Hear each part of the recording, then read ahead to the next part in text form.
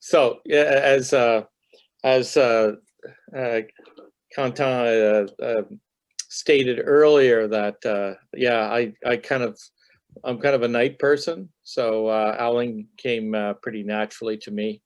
I like being I actually like being outdoors at night. There's not as much variety of birds at nighttime, but sometimes some of the most interesting creatures are at night. I'm going to start off. I can't see everybody, so it's going to be hard to take a little poll here or whatever. I'm just wondering uh, how many people have seen owls and haven't seen owls. So I don't know if I can even get a raise of hands because, as I said, most people have their videos off there. So is there anybody here who has never seen an owl? Maybe you can write your name in the chat box. Maybe. In the chat? Yeah, I'll open chat too. So yeah, if anybody wants to, I'm just wondering, it's just kind of interesting. I always want to know what size of crowd we have and you know, what their experience is. Okay, so most people have seen an owl. Now some people have seen owls, but they've never heard owls. So anybody here who's never heard an owl? There you go.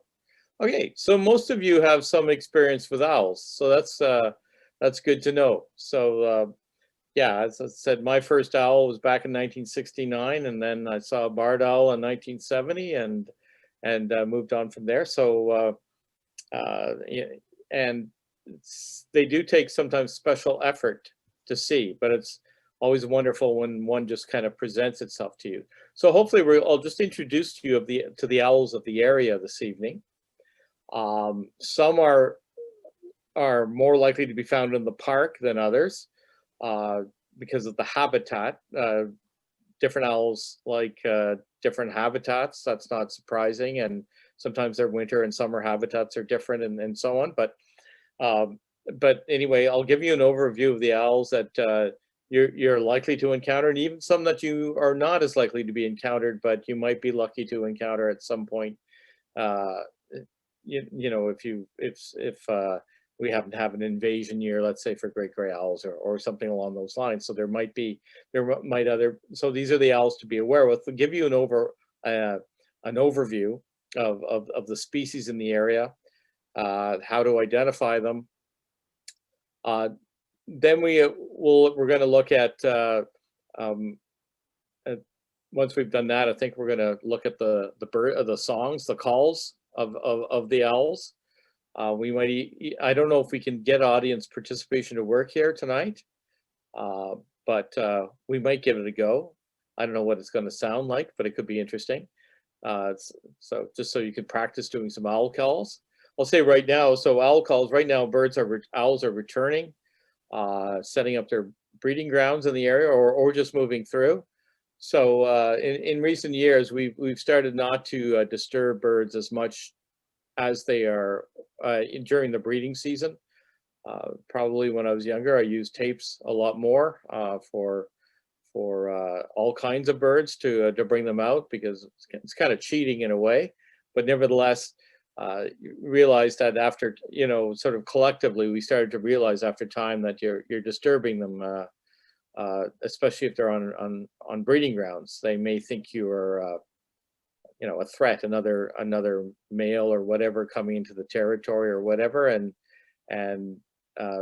might end up, you know, bringing attention to themselves too, if they have a nest or whatever where they might be subject to, let's say, a predator or something going by. So as I said, that it's something to be used very judiciously if you're using recordings. Maybe later after the breeding season might be a time to do that. And that might include also using our voices to call. And some owls are very responsive to the voices.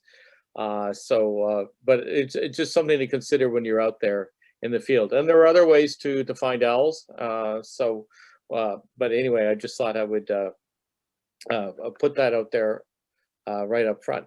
Okay, so we're going to start. I'm going to try and share my screen here. There we go. This is always, okay, so that's desktop. I'm going to select that. And I don't know what you're seeing. I think you're going to be seeing something. I don't think you need that. I think you need this. And if somebody can let me know, I'm gonna bring this up to, oh, where is it? I need to get into,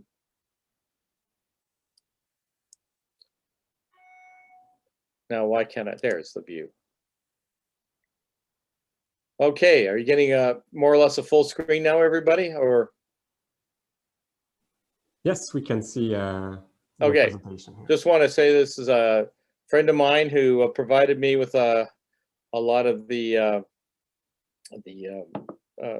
photographs you're going to see tonight, actually most of them, and so just my way of thanking him. He was a work colleague who used to come to my desk and ask questions about birds all the time, and I think he caught my sickness, so that's what happened. So anyway, I'm going to start off with this species. You can see it's got a little tether around its legs. This is from Park Omega. It's called the barn owl, and sometimes people who think owls that are in barns are all barn owls, but that's not the case.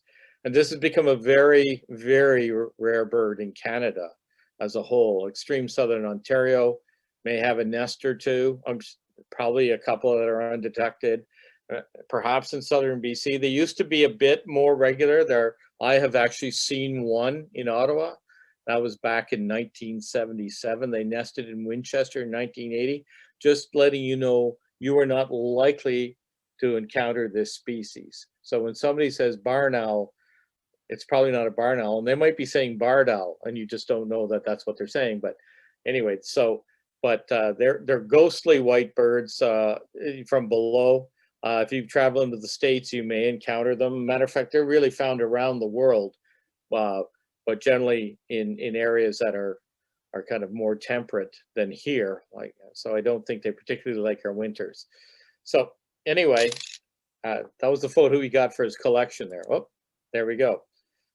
So, and you can see it's got a really distinctive heart-shaped face. Here used to be the most common bird owl in the region. Its population has fallen drastically over the decades. Trying to figure out why or what happened is not really easy. Certainly, certain things. I mean, their habitat. Great horned owl was basically open. It's open country, and but they'll nest in these woodlots, mature woodlots that are part of, let's say, farmland. Most farms in the area used to have just mostly open fields, of course, but then a woodlot sort of that wasn't cut with large older trees, and they would use that. They would nest in the interior there. Frequently, you might find a red-tailed hawk actually nesting in the periphery of that. And they were kind of a night shift, day shift. But unlike a red-tailed hawk, which is primarily a mouser, this species, great horned owl, which is got a pretty close to a 4-foot wingspan. So you're talking over a meter in wingspan. They weigh about 1 kilogram. So they're pretty formidable for a bird. A kilogram is heavy for a bird, and they are killing machines. So they don't just eat mice; they'll eat just about anything. There's even a story I recall of in the newspaper one time where an owl came and killed a barnyard goose, and couldn't lift it. The mate of the goose ended up killing the owl with a shot to the head, which is, I guess, a pretty dramatic thing to say. But just to get you an idea that they are pretty fearless. They'll even hunt skunks. Their sense of smell isn't great, which would be a requirement if you're going to hunt skunks, I would say. So anyway, they've declined. Certainly, when I was young, it was you'd often locate them by crows. Crows would mob them, and I'm wondering if crows have the increasing crow population has had an impact on them. So now, there might be a handful of birds, in the region, probably quite uncommon, I would say, in Gatineau Park now. And whereas, if you were driving from Manotick, let's say, to Dwyer Hill 4 decades ago, you might be able to get 50 or 60 or 70 great horned owls, you know, in a single long drive. Well, if you're birding all night, so that kind of tells you what the the population drop is like. And you can see these horns. They're not horns. They're just feather tufts. They're not ears. So they're just kind of dormant. They can manipulate them a bit, but there are we've got 3 owls with horns in the area, and this is the largest. That's would be the 3rd largest in bulk and the 2nd heaviest owl that we have. Here's the smallest owl we have with horns, and that is eastern screech owl. So it's fairly small, and it's most of the eastern screech owls in the area are gray phase birds. We do encounter some red phases or occasionally, but they nest in cavities. Sometimes people have put out nesting boxes for them, but sometimes they can be just found like this, sunning during the day. I'll show you a bit of video on that later, but they're scarce. We're right at the extreme edge of their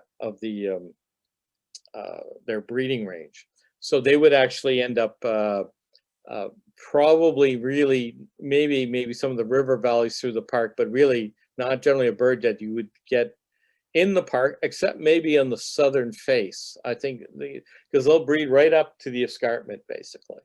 So maybe even areas in the escarpment would be appropriate right along. So right where the Gatineau Park descends into the the Ottawa Valley. Anyway, they're resident all year round, much like the great horned owl. So they don't migrate. I mean, birds will move if food is lacking, but for the most part, if there's not, they will stay on territory all year round.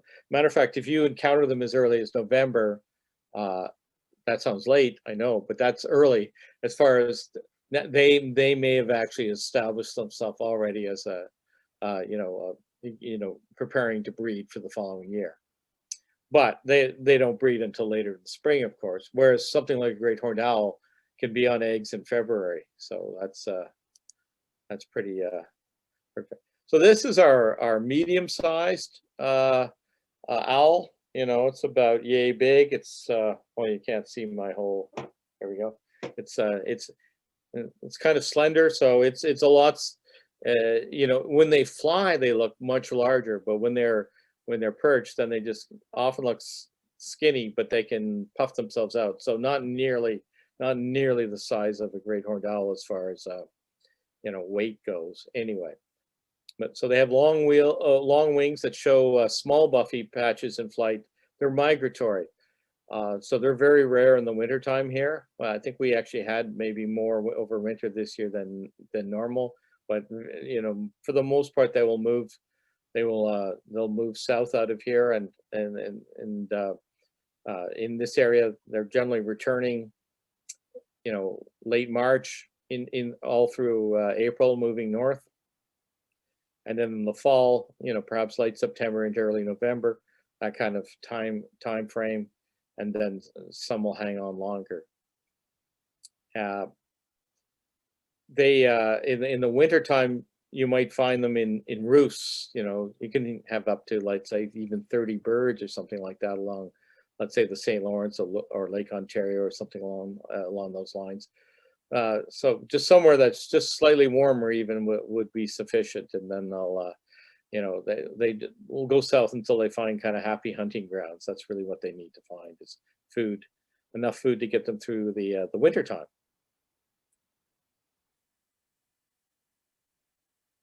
And notice too here that really a red disc on their face. That's kind of a helpful mark. Very, very long wings. See the wings come extend beyond the tail. Not so great a photo here. I'll do some video next, but this is a short-eared owl.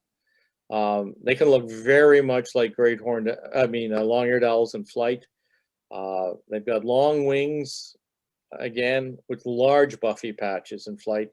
And they're a bird of the open country. They actually nest on the ground. Once again, communal winter roosts, they can have that.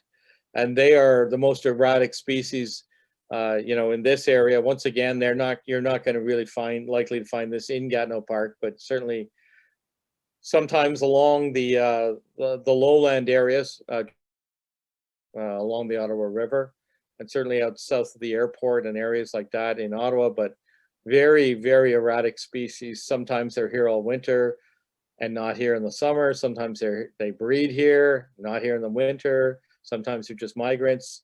Some years, yeah, you don't even see them at all here. So, and they're declining species too. So anyway, I'm going to show you though, and they're kind of a weird owl. They are kind of the night shift for northern harriers, if you're familiar with that species that hunts kind of quarters of field by day. And these are very much a crepuscular owl. They come out sort of at twilight. And here we go. Hopefully we get let's see if I can get that bigger. Let's see, I think some setting. Yeah, I wonder if I should play that off of something.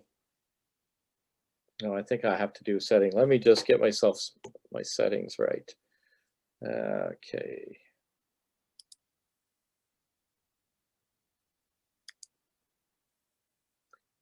No, I'll try it again.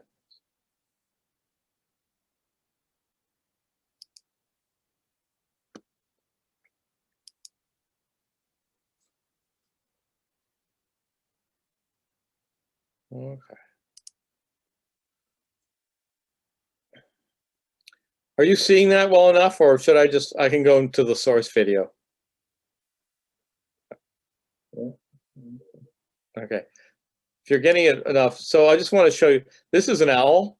So if we look, it's got buffy patches, kind of a moth-like in its flight.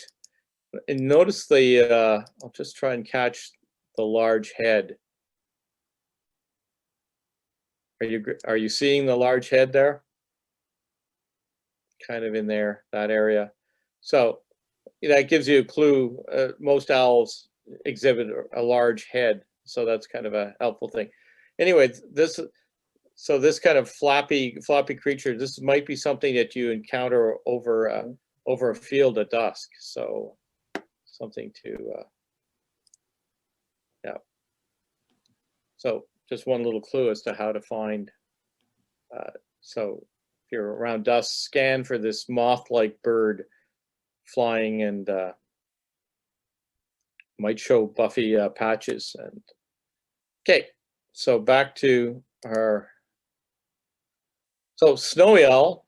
This is a large owl. I think most people are familiar with this owl, even if they've never seen one. They're large. Again, great horned owl bulk, 4 feet wingspan, 1.3 meters. They're the heaviest of our owls, 1.5 kilograms. And another bird that is a killing machine. Really, they can handle hares and things like that. So they can handle fairly large prey when you consider the size of the bird. And they're basically a winter visitor here. Numbers vary from year to year depending on the food up north. They breed on the tundra, so when they come south, they're looking for open country. They've got to fly over the boreal forest to find habitat suitable to overwinter. And they will keep going until they find food. And when they find a good area, they set up. They'll set up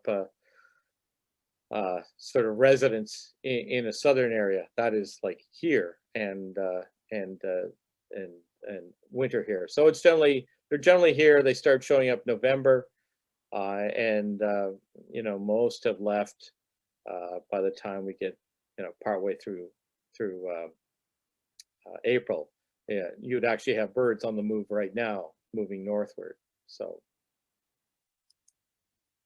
And you can see here that last owl, you could see it had a dark cap and kind of a lot of dark feathers on it, where this one looks much whiter.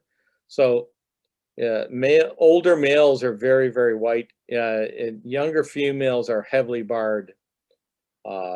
So they look like dirty snow almost. So dark cap, dark kind of gray feathers, or dark, contrasting with some white. Just a very barred looking area all over the head. All over the body with this white face sticking out, and then when they fly, you'll see these white wings appear.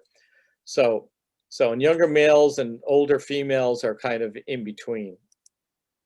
So there's a shot of a bird coming that. So that would either be likely a younger male or an older female. So, and they're active by day, but they're active by night as well. But obviously, they've got to be active by day where they breed, because they breed in an area that primarily has 24 hours of daylight during the summer. So if they weren't, unlike most owls, they're very active by day. We had a great gray owl invasion back in 2004, 2005. We've had a few, but this one was exceptional.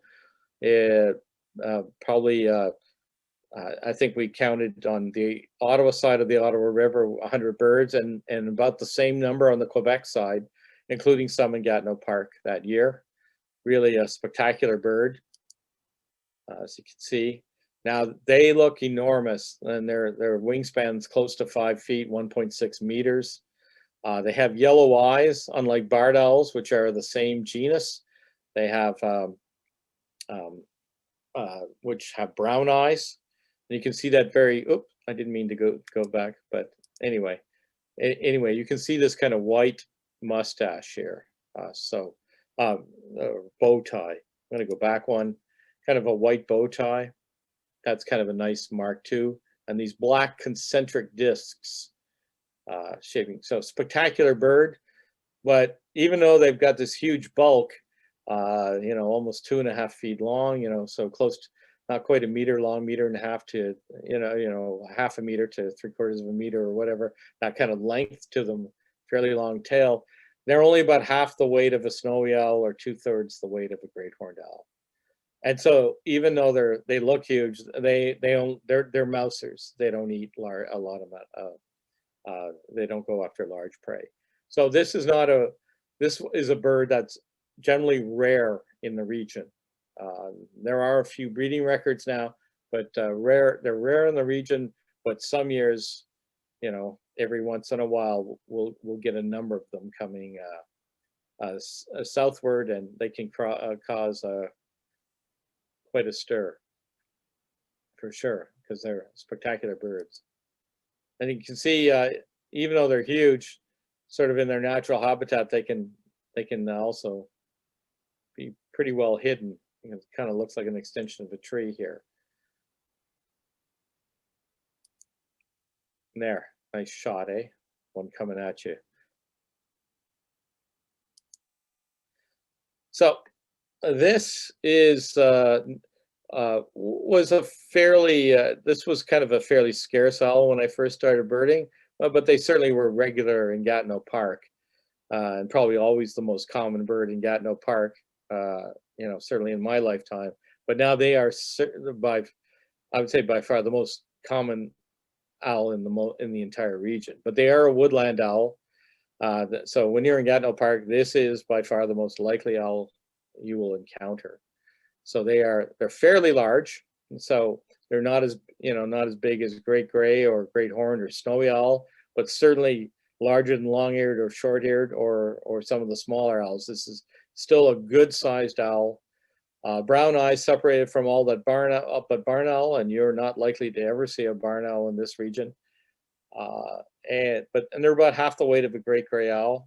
So, and they're woodlands all year. They're usually non-migratory, but we will get invasions from the north sometimes of, and they'll end up staying in like the center of the city all winter or whatever. Feeding on rats or things like that. Sometimes they'll do that, and that would be just indicate food shortages further north or whatever, where they're forced to move. And I suppose that could happen with our owls too. They'd move further north. But for the most part, the owls that are resident in the summertime here will stay all year. Here's kind of a different owl. It's called a northern hawk owl. I normally ask people why. Why do you think this is um, called a hawk owl? Well, you can see that there are some superficial similarities to hawks. Certain hawks, it's got a long tail, which is kind of unusual for an owl. They're the pygmy owls out west and into the tropics that are very small and have long tails.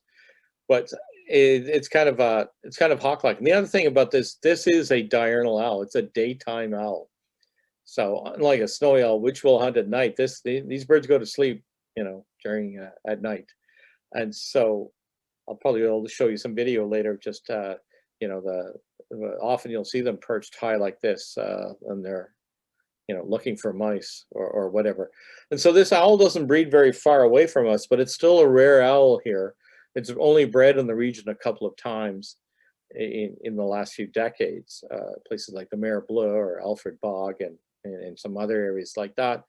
But in the wintertime, they will show up. This has been a good year for them, good winter. In other winters, they're not here at all, but usually we don't get groups of them like great horned owls are. But this would be a kind of a regular winter visitor to the area. But we would only have at most a handful at any given time in the region. And sometimes I've had them in Gatineau Park in the wintertime. It seems amazing that they, I've seen so many in the region over the years, but they never seem to select the same place twice. I can only think of a couple of areas where I've seen more than one hawk owl, but I've seen a great deal. They'll just end up somewhere like in the city or out in some field, and you say, why do they pick that spot? I guess they found some food and that's it. But so if you're lucky, you could be just driving along and you see this thing on the top of the tree, and sometimes they're not big, but they're like a small hawk. They're bigger than a blue jay or something like that. So if you see something at the top of the tree, it's always in the wintertime, it's always worth taking a look. And don't be surprised if you stop and it's just debris. Say, oh, that looks like a hawk owl. No, it's just garbage. Anyway, there we go. Better picture of one. Okay, the smallest owl in the eastern part of this continent is eastern North America is northern saw-whet owl. So it's not very big. So it's and I have some video that can show you the size, but it basically, you could hold one in your hand pretty easily. And it's the smallest owl we have. It's got a dark bill. Most of them migrate, but some of them can hang in here all winter. They're pretty tough birds. You get some big movements down along the Great Lakes. Much like hawks, they don't like to fly over large bodies of water. So when you go to a place like Prince Edward Point in the fall, they have banding operations. We have one at Innes Point here, out on the Ottawa River, where they'll band out the owls moving in October. So when they reach the shores of Lake Ontario, moving southward, they don't want to. You can actually get they're kind of locked into that spot, and they'll have to move along the lake to get themselves around the lake and start moving further south again. That's why you have same with the hawk watching spots.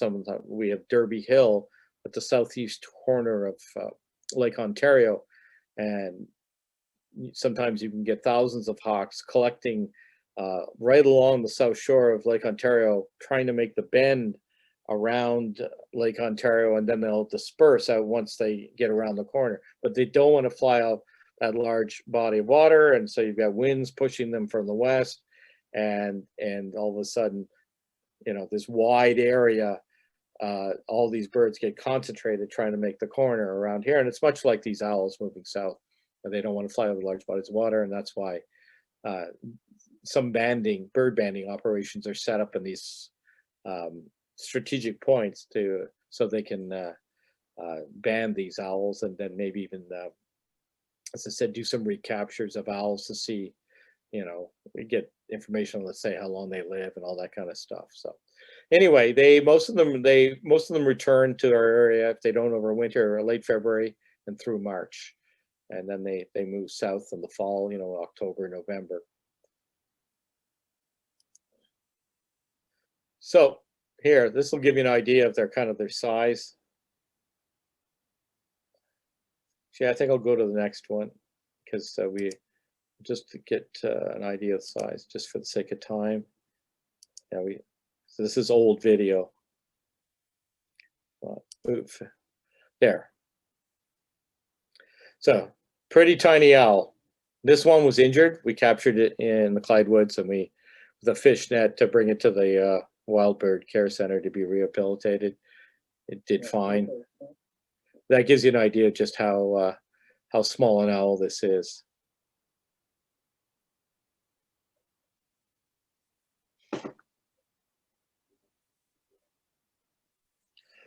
Okay, move on to the next. This is a really rare owl, but it's about twice the size of that saw-whet owl, twice the bulk, kind of like which would be about the size of an eastern screech owl. It looks very similar to a eastern screech owl. It's called a boreal owl. It's got a pale bill that helps you separate it from the northern saw-whet owl. And it's kind of got a head pattern like a northern hawk owl. So those are a couple of things so maybe you'll be lucky to encounter one of these some days, but they're nocturnal and they're very rare, and they don't breed that far north of here, but nevertheless they are, they're kind of a dream bird, especially for somebody from the United States or something, to see one of these. So, but you never know, you might be lucky. A woman at work came into me one day and said, I had this bird perched on my, on the mirror of my car. So, the outside mirror. It was a boreal owl that she had, it was like 2 or 3 weeks later that she told me. I said, that's a rare bird. That was pretty good. So anyway, so that's a rare bird. So I think now, I don't know if we can do audience participation, but we're going to just introduce you to the calls of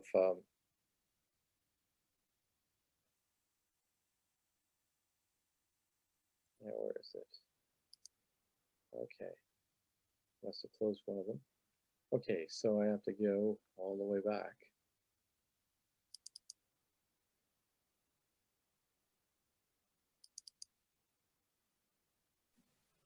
So what do you think, Bernie? Do you want people to try to imitate the owls? I am going to do that next. I just want to get to my audio files.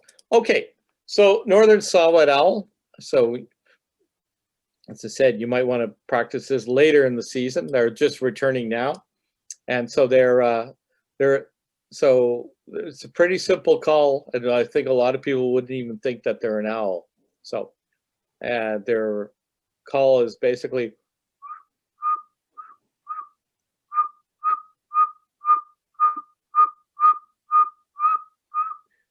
pretty monotonous, just toot, toot, toot. Now, when they get agitated, they'll accelerate it and raise the pitch, sort of like.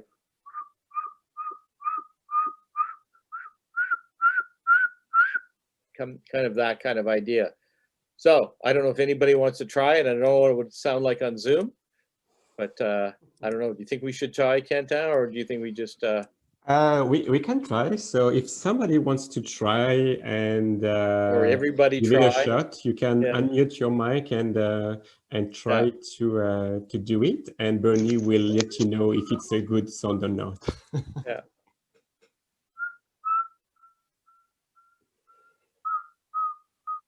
Yeah. So you've got to cut the hang of it, and then if you listen to the recordings, you'll see that Okay, so you got to, when you're out there, remember there are spring peepers that kind of make kind of a similar call, but maybe not, is it? So here we go. Let's see how the sound comes across.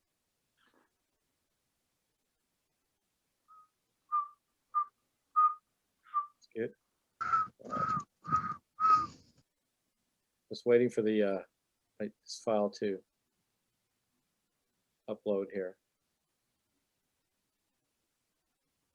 Okay.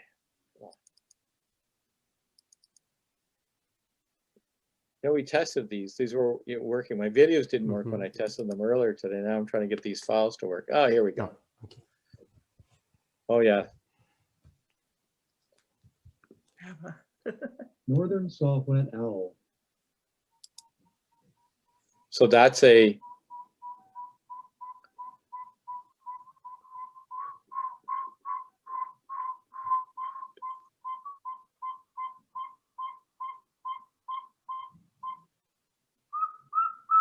and there it's getting agitated. Okay, that's when you know, and then that's another call that it has. Okay, so put a pause on that. So I don't know if any of you have ever heard that sound at night and not known that it was an owl. You were probably saying, well, what is that? So, Probably. yeah. But as I said, just beware of like things like spring peepers, which have calls similar. So if we go to the next one, eastern screech owl. So one thing, if you're calling owls, it's better to start with the smaller ones first, and then work your way up. Because if you play a larger or imitate a larger owl first, the other owls might shut up. So, and at this time of year, as I said, but they're returning just to breeding grounds, I'd recommend just going out and trying listening for them rather than trying to entice them to call. And and they're more likely to be calling this time of year anyway. I mean, you can go out on a night owling and not encounter anything, but I've been out on nights where I've struck out, but other nights things are very active and owls are calling voluntarily. Eastern screech owl has a couple of calls. One I can't do the horsey call, but I can do, the other one is kind of like a low tremolo type of thing. And for me, I just have to get enough spit into the back of my throat or maybe some water.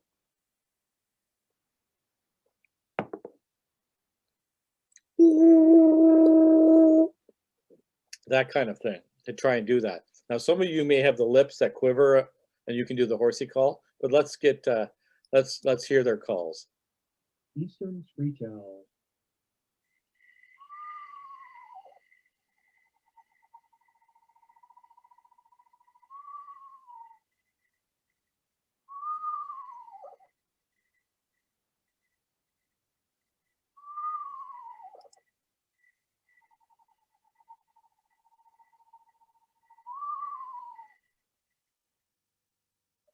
And then hear the other call.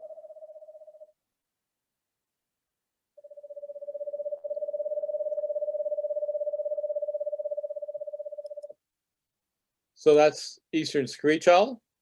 And so really when you're out, there's only about 5 species of owl that you're likely to be encountering at night. And saw-whet owl is one. That's probably the second most common owl in Gatineau Park. Eastern screech owl is another, and those are 2 calls to remember. It gets more complicated when you get into young owls and such. Next one. Oh yeah, I got to do it this way.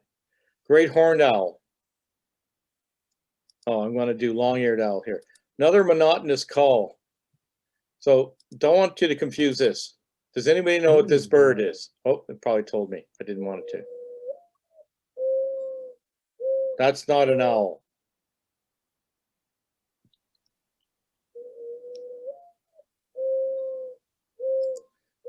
So that's a mourning dove, pretty common bird in the region.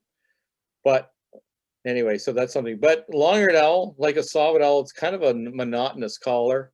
That's basically whoo, whoo, whoo. There's a difference between males and females, but That's the basic idea. Long-eared owl.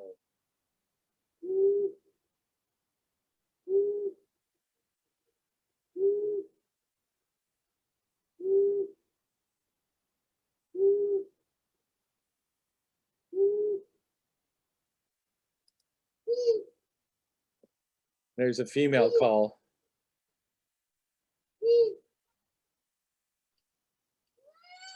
And some other calls that they have. Kind of sounds like a cat, eh? Wonder what a short-eared owl sounds like. Short-eared owl.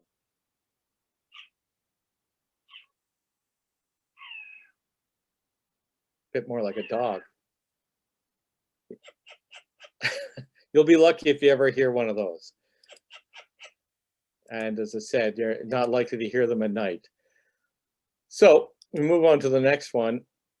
And we'll go to the largest one because great horned owl, once again, that's kind of a series of 5 8 to low hoots. There's typically a double or triple hoot in there. Sort of like, whoo, whoo, whoo, whoo. Even though it's, you know, whoo, whoo, whoo, whoo, whoo, whoo. But variations on that. And this would have been, you know, pretty common in farmyards and stuff like, you know, in farms when we were younger. It's become a rarer sound later. And females are higher pitched than males, even though females are larger, which is the case in all birds of prey. So don't ask me how they ended up with higher voices, though. Great horned owl.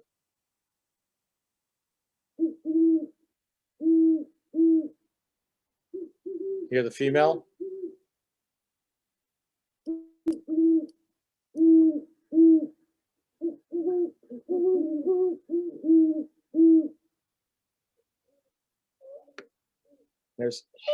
That's a juvenile there.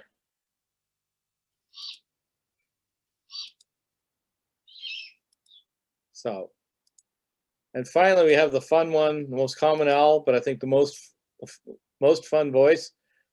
And it's kind of like, woo, woo, woo, woo, woo, woo, woo, woo. And variations like, woo, woo, woo, woo, woo, woo, woo, woo. Once again, females are higher pitched than males. Anybody want to give that a try?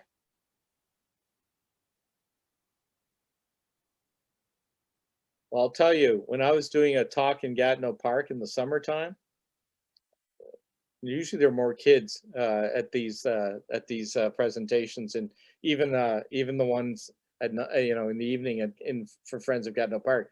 But when you go to a campground and do one of these presentations, like I did in Gatineau Park, I'm sure some of the parents haven't forgiven me yet because yeah, I taught them this voice, and then you could just hear the whole campground and kids all doing this voice. Woo, woo, woo, woo, woo, woo, woo, woo. And some of them even got a response. So let's see how I did.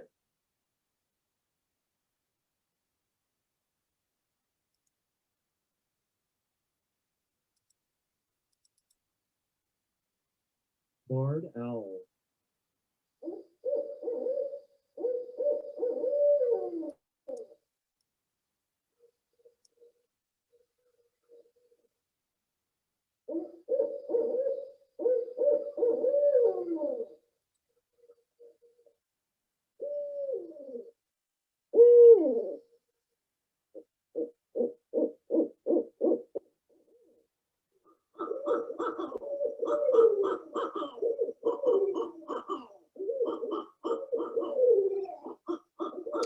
So that call, you'll generally only hear when there's a pair involved. That's kind of like lovey-dovey stuff.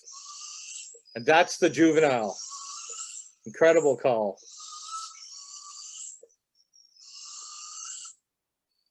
So if you hear that call in the summertime, you're not going to die. It's just a juvenile barn owl. Barred owl. Yeah, so, but actually though, can't hold a candle to a barn owl call. Barn owl. So maybe you're glad they're not up this far north. Yeah.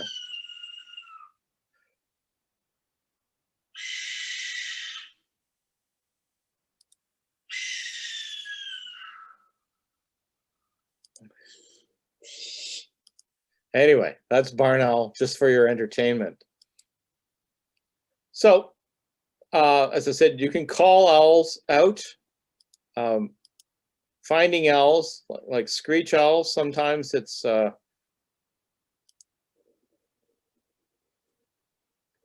get to slideshow. Just some, check cavities. There might be a screech owl sitting in there.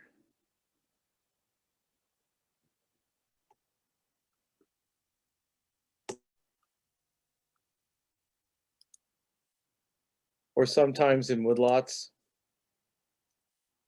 an owl might be hidden.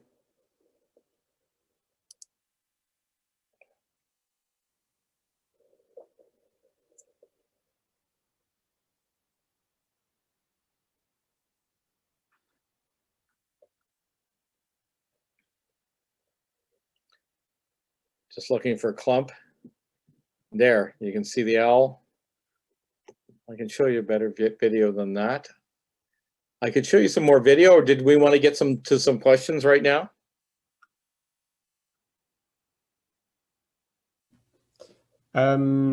We can, if you have some more videos to show us, would be interesting. Yeah. Okay. And we will go to. Okay. Yeah. Suzanne wants to see more. Okay. Well, then we'll do that. Sometimes I just take bad video just to show you. I'll do this one, and then I'll go to some other, just to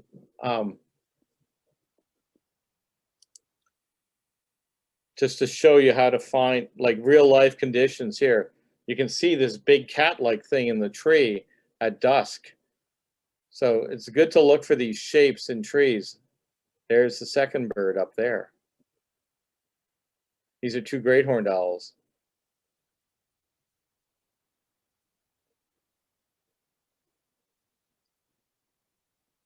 Yeah, so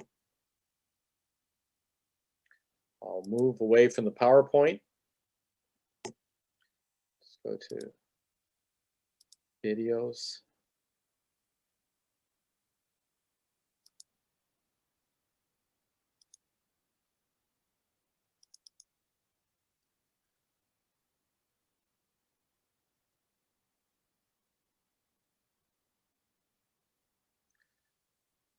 All right, am I in the right one? Yeah.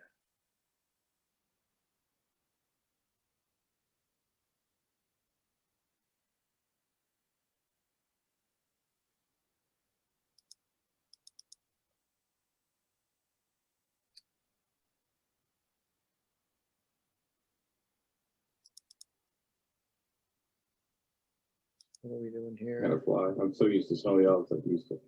You'd never.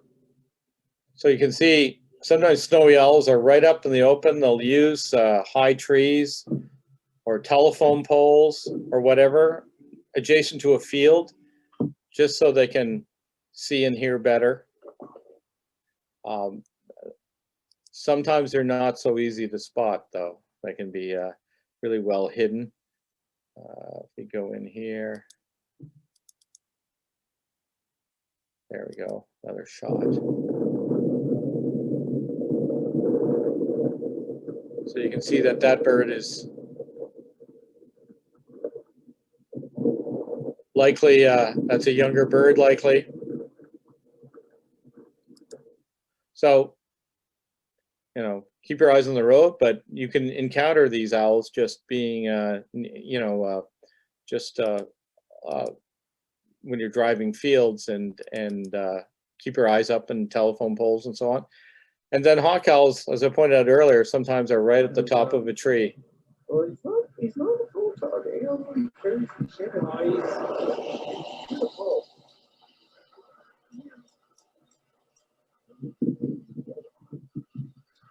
You cross this? Feisty had a couple flying. They were, I think, farther down. The interesting thing is when you're filming video, people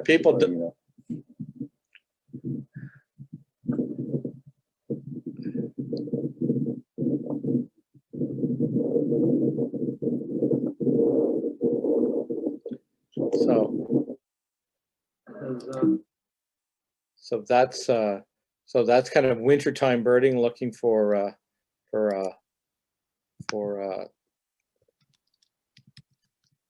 hawk owls. Here we go. And then there's great gray owl.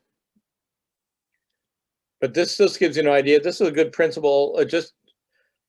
Sometimes you can look for whitewash. I don't have any here. I haven't taken film of like poop on the trees. You'll see this whitewash, and that might be an indicator either that an owl was there a day or two earlier, or there might be an owl there at that very time that's used that tree, that's roosting in that tree. And so it takes a bit of practice maybe to just to pick out owls in trees. It's often in conifers. So you're walking in the woods and all of a sudden the shape, will just come out. You'll just notice this shape in the tree, and sometimes it's a small saw-whet owl, or a skinny long-eared owl, or a bigger barred owl, or something like that. But as you're walking along, don't just be. You might find one during the day. Don't just be haphazard. And just walk along and enjoy. If you want to see something, have your eyes working and look for something that looks unusual. And after a while, I mean, many times you'll find garbage or a bunch of leaves or a squirrel's nest or something like that. But after a while, you can train your eyes to pick out something, and all of a sudden, for me now, sometimes owls will just like appear, and you say, okay, how did I spot that? Well, I've just sort of trained myself to do it. So there's an owl here. Yes. How soon do you see it? And there it is. Mm-hmm.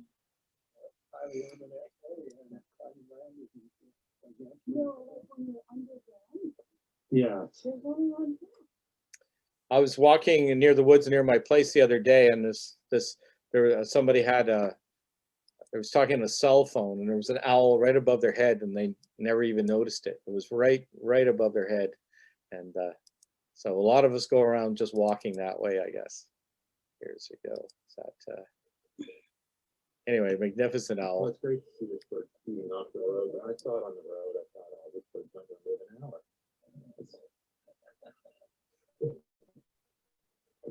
When I first saw it, was so that is a concern sometimes, that owls are actually overwintering owls. They get hit by cars and things like that. It's, when they're feeding in owls, and so on mice and so on that appear on the road. So that's always a concern. Snowy owls can be kind of fun to see how well hidden that is. Snowy owl in the snow. So they're pretty easy to spot when they're out on up on a hydro pole or in a tree. But if you sometimes, and you're probably encouraged to do it if you know one's in the area, but sometimes they're just right down on the ground. And, generally you need to scan with binoculars or something like that, and just look for this clump there that's kind of out of place, clump of snow. And if you're lucky, maybe it's not an immaculate male. Maybe there's a little bit of color that will draw its attention to you. Anyway, I could probably, I wonder if I'm going to show you more. Another thing maybe to show, I misplaced that video. I think it's in another file. Is I can stop sharing, I think. How do I do that? I'm going to get back to Zoom. Stop share. All right.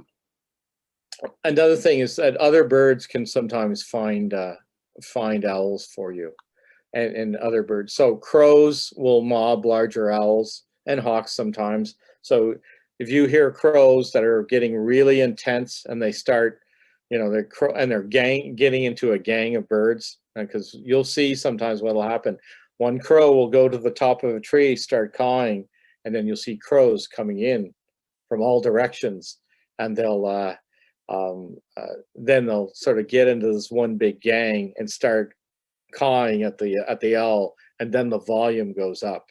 and they get really intense, and they'll try, like especially a great horned owl, and try to chase the owl away or even injure it, and whatever they can do. And it usually ends up often being kind of a standoff. The owl will put itself into a position where only one crow at a time can get at it, and it's almost like a standoff between the owl and the crows. And sometimes, you know, the owls don't like it, so they'll try and take off and get away, you know. And of course the tables are turned at night. But some of the smaller owls, chickadees are sometimes the best indicator. You'll just hear an intensity. The chickadees, you know, chee dee dee dee dee, like sometimes they sound almost angry and upset.